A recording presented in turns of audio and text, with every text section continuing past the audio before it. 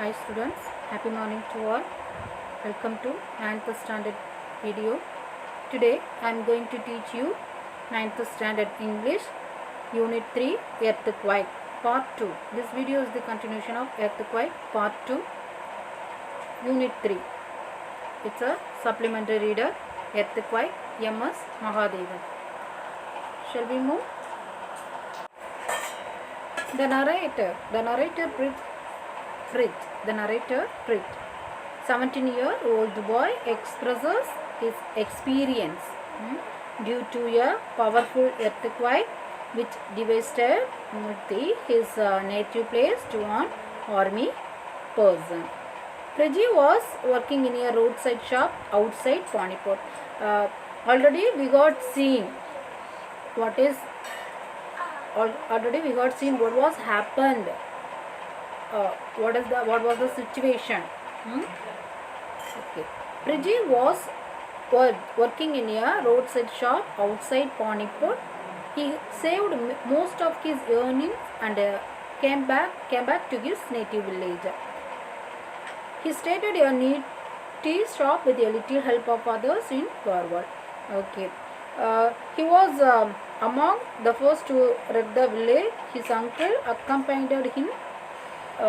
They feared the worst, but nothing had prepared them for what they saw. Okay. We are accustomed to tremors. We are means the narrator, Pridge or accustomed to tremors. What happened that night was a terrible earthquake. Its effects were felt as far away as Delhi and Lucknow. The earthquake lasted less than 5 minutes, and within the time mountains crashed. Our village means Pridge village were reduced to rubble and hundreds of lives were destroyed. Now come to the next session. When he had last seen his family while leaving to Bauri, they stood at the doorway and waved. Noticed white shrouded lifeless figures. He found Bully was missing. They had not found her.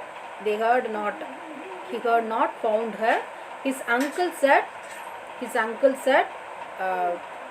they must find her. The uncle said that they must found her.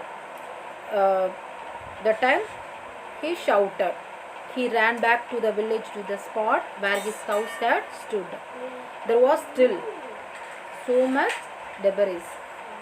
He scrambled around, shifting the earth and stones. He was on his knees searching, crying, searching. Okay. He was on his knees searching, crying, then searching, then crying. So he was searching. The army officer who had supervised the relief operation answered, "There is no allied." The army officer who had supervised the relief operation said, "There is no one alive." He said, the narrator said, "Whom are you looking for?" The narrator said, "Whom are you looking for?" His sister. He said, "My sister, sir." He said, "My sister, sir." He said, fighting to control his tears, and ordered. All he wanted to give her a paper cremation. He could see that he was bone tired. He looked as if he had slept for days.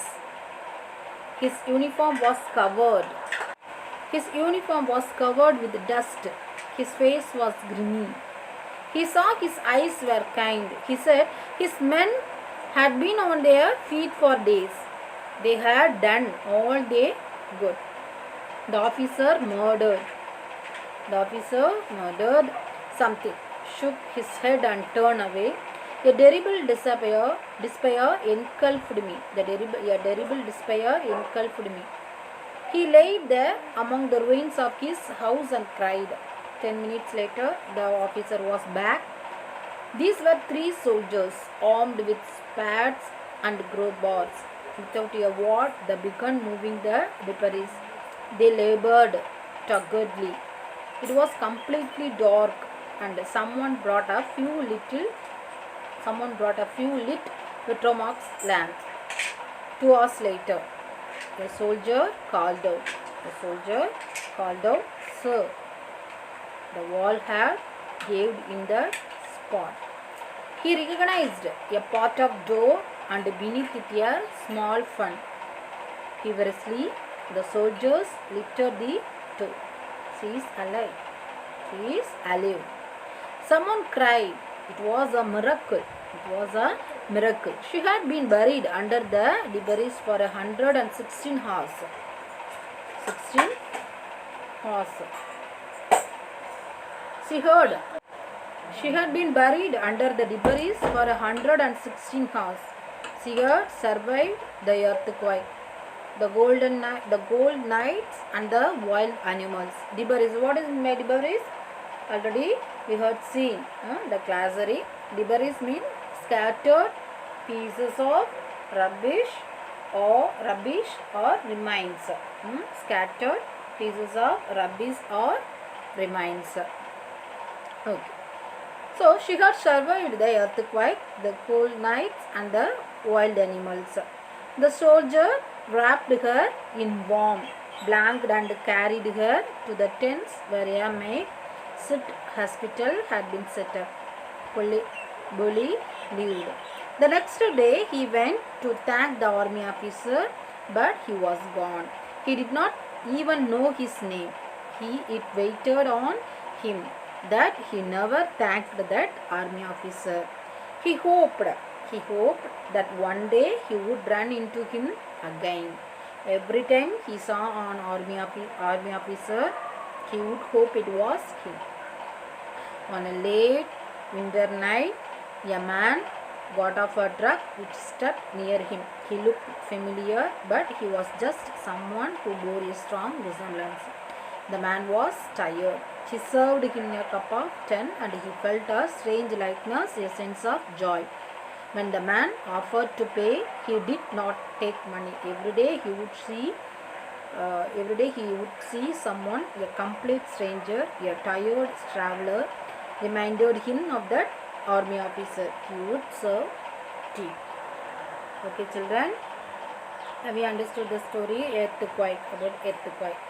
The earthquake, this lesson, this supplementary reader, the narrator, Brit, 17-year-old boy, expresses his experience due to a powerful earthquake.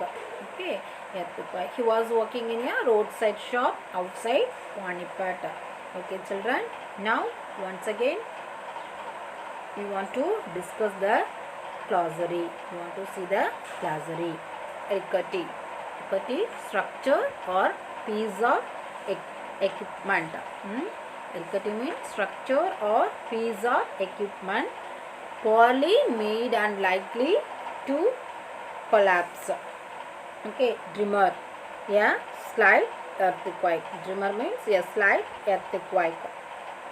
Devastation, the state of being decayed or destroyed. The state of being decayed or destroyed. Haphazardly, in a random manner. Debris, scattered piece of rubbish or remains. White shrouded. Wrap or dress. A body in a shroud for buried. Virus, a heap of burnable. See the picture. Yeah, a heap of burnable material for burning your crops as part of the funeral. Okay, children. Okay, thank you for watching my video.